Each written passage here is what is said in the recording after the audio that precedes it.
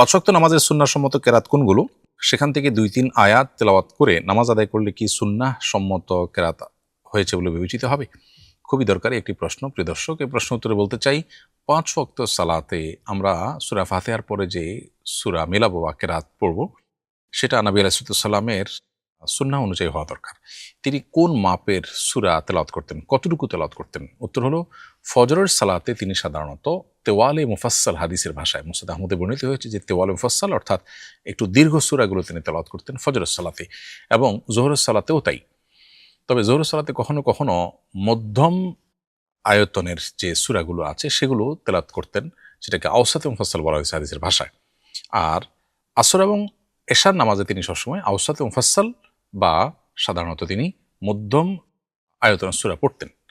আর মাগরিবের নামাজে সবচেয়ে ছোট মাপের সূরাগুলো তিনি তেলাওয়াত করতেন, যেটাকে কেসার মুফাসসাল বলা হয়। তাহলে যোহর এবং আসরে তেওয়াল মুফাসসাল বা সবচেয়ে দীর্ঘ সূরাগুলো, আর আসর এবং এশায় সবচেয়ে মধ্যম ধরনের সূরাগুলো, এবং মাগরিবের নামাজে সবচেয়ে ছোট সূরা পড়াটাই হলো সুন্নাহ। তবে যোহর নামাজে কখনো কখনো মধ্যম মাপের সূরাটাও পড়া যেতে পারে। এগুলো সাধারণ অবস্থায়। কখনো কখনো এই নিয়মের ব্যত্যয় করে অন্য যে কোনো জায়গা থেকে যে কোনো পরিমাণ তিনি পড়েছেন সেটাও সাব্যস্ত হয়েছে। তবে সচরাচর এবং বেশিরভাগ সময় এটা মেনটেন করা উত্তম বা ভালো। এখন তেওয়াল মুফাসসালের সংজ্ঞাটা কি?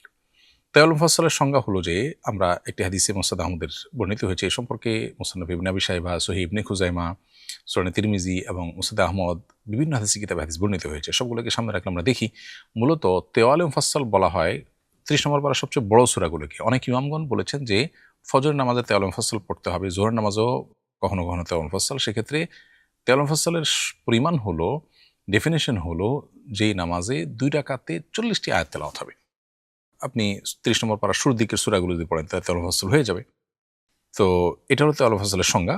মুসনাদ আহমদের একটি বর্ণনা পাওয়া যায়, যেই বর্ণনায় নবী করিম সাল্লাল্লাহু আলাইহি ওয়াসাল্লাম যোহরের নামাজে সূরায়ে বুরুজ, সূরায়ে ওয়াল-লাইল, তারপরে সূরায়ে ওয়াত-তারিক, সূরায়ে গাশিয়া এগুলো পড়েছেন, সাব্যস্ত হয়েছে।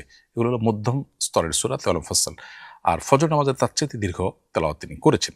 এগুলো হলো সাধারণ অবস্থায়, স্বাভাবিক অবস্থায়। এর বাইরে যোহর নামাজে নবী সাল্লাল্লাহু আলাইহি ওয়াসাল্লাম ওয়াল-লাইলি ইযা ইয়াগশা ওয়াশ-শামসি ওয়াদ-দুহা পড়েছেন, সেগুলো কিন্তু মধ্যম স্তরের সূরা, এবং এগুলোও কিন্তু বোঝা যায় যে তেওয়ালে মুফাসসাল অর্থাৎ মাঝামাঝি আয়তনের সূরা তিনি তেলাওয়াত করতেন।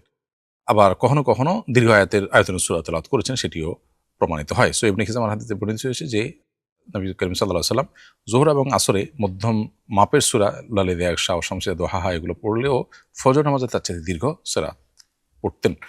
তাহলে এটা মেনটেন করা সুন্নাহ। ইমাম সাহেব এসে লক্ষ্য করে করলে সেটা ভালো হবে। আমরা ব্যক্তিগত নামাজ পড়লে সেটাতেও আমরা এই সুন্নাহগুলোকে আদায় করার চেষ্টা করব। কারণ নবী সাল্লাল্লাহু আলাইহি ওয়াসাল্লাম বলেছেন, সল্লু কামা রাআইতুমুনি উসাল্লি, আমাকে যেভাবে সালাত আদায় করতে দেখেছো তোমরা সেভাবে সালাত আদায় করো। তবে বিভিন্ন বর্ণনার আলোকে এই নামাজগুলোতে ব্যতিক্রম, অর্থাৎ ছোট সূরা দিয়েও কখনো কখনো করেছেন তিনি, অন্য জায়গাতে তেলাওয়াত করেছেন।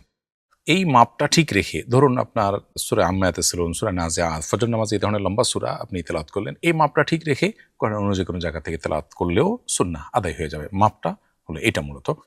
আর যোহরের ক্ষেত্রে সূরায়ে ওয়াল-লাইল, সূরায়ে গাশিয়া, আল-লাইল, গাশিয়া, আলা, বুরুজ এই মাপের কেরাত অন্য যে কোনো জায়গাতে আপনি তেলাওয়াত করলে হয়ে যাবে। আর মাগরিবের নামাজে ছোট ছোট যে সূরাগুলো আছে সেগুলোর কোনোটা তেলাওয়াত করলে, শেষের দিকের যে সূরাগুলো আছে সেটা বা সেগুলোর পরিমাণ অন্য কোনো জায়গা থেকে তেলাওয়াত করলেও সুন্নাত আদায় হয়ে যাবে। সফরে নবী করিম সাল্লাল্লাহু আলাইহি ওয়াসাল্লাম সাধারণত খুব ছোট করে নামাজ পড়তেন। এর মধ্যে প্রথম রাকাতে সূরায়ে কাফিরুন, দ্বিতীয় রাকাতে সূরায়ে ইখলাস পাঠ করার বিষয়টি প্রমাণিত রয়েছে। আবারও বলছি, এই বিষয়গুলো সাধারণ এবং স্বাভাবিক অবস্থায় মেনটেন করা সুন্নাহ। তবে এর ব্যতিক্রম করাটাও নবী সাল্লাল্লাহু আলাইহি ওয়াসাল্লাম থেকে সাব্যস্ত আছে কখনো কখনো। এ হলো সুন্নাহ কেরাতের বিবরণ। তবে এর বাইরে যদি কেউ ওই তেওয়ালে মুফাসসাল বা আওসাল মুফাসসাল থেকে 2 আয়াত 3 আয়াত পড়ে, তাহলে নামাজ আদায় হয়ে যাবে, কিন্তু কেরাতের সুন্নাহ যেটা সেটা আদায় হলো না। আমরা কয়েকজন বন্ধু একটি ভবনের 6 তলায় থাকি। দৈনিক 5 ওয়াক্ত নামাজ সিঁড়ি ভেঙে মসজিদে গিয়ে আদায় করা কঠিন হয়ে যায়, অলসতাও লাগে। এক্ষেত্রে আমাদের কয়েকজনের নিয়মিত বাসায় জামাত করা যাবে কিনা? যদি মসজিদ অনেক দূরে হয় এবং আপনার অনেক উপরে থাকেন, সিঁড়ি দিয়ে আসা যাওয়া কঠিন হয়, তাহলে সেক্ষেত্রে আপনারা নিজেরা জামাতের কোনো ব্যবস্থা বিল্ডিংয়ে করতে পারেন।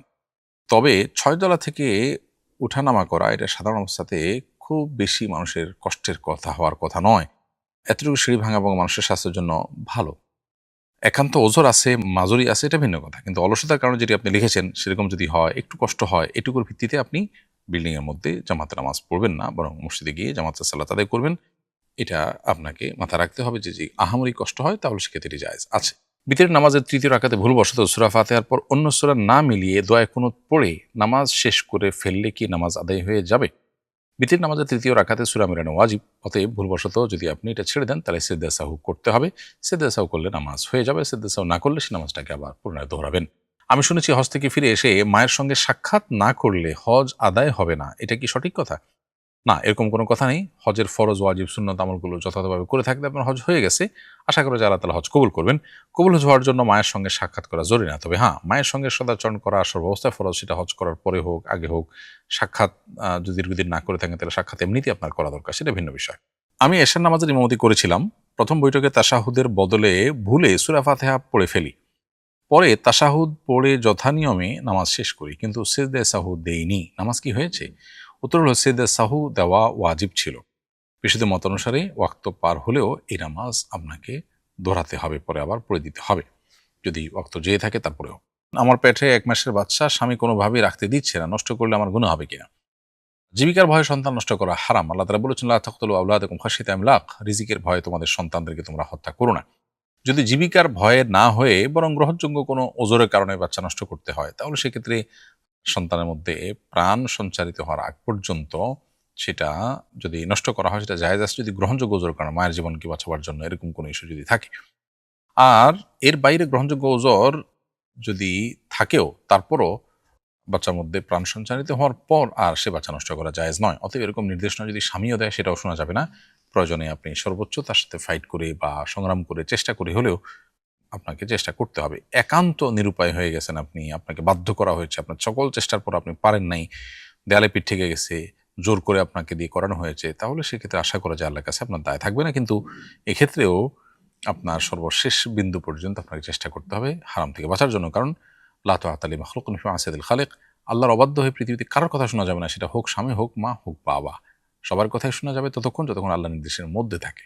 ওয়াশরুমের দরজার ভেতরের সাইডে ওয়াশরুম থেকে বের হওয়ার দোয়া লেখা যাবে কিনা?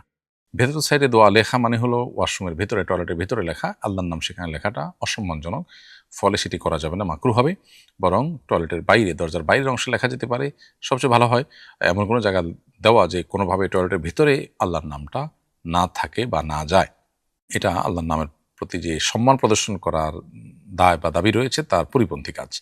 গরুর দুধ মানুষ খেলে এতে কি গরুর বাছুরের হক নষ্ট হয়?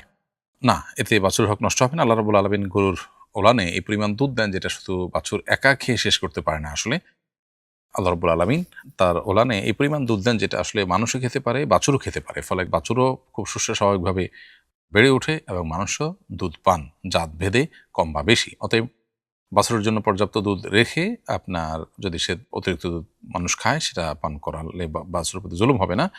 আর যদি বাছুরের জন্য দুধ না থাকলেও বিকল্প ব্যবস্থা করা হয় বা দুধ কম থাকার কারণে বিকল্প ব্যবস্থা করা হয়, এক কথায় বাছুরের খাবারের পর্যাপ্ত ব্যবস্থা করা হয়েছে, তাহলে সেক্ষেত্রে ওলান থেকে দুধ দোহানোর পর মানুষ পান করলে সেটা নাজায়েজ বা গুনাহ হবে না।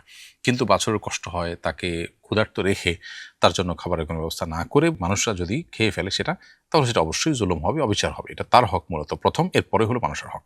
ঘরের জন্য পর্দা কেনার পর ঘরে এনে দেখি সেখানে প্রজাপতির ডানার মতো ছবি ডিজাইন করা। এখন এটা কি ঘরে টাঙানো যাবে?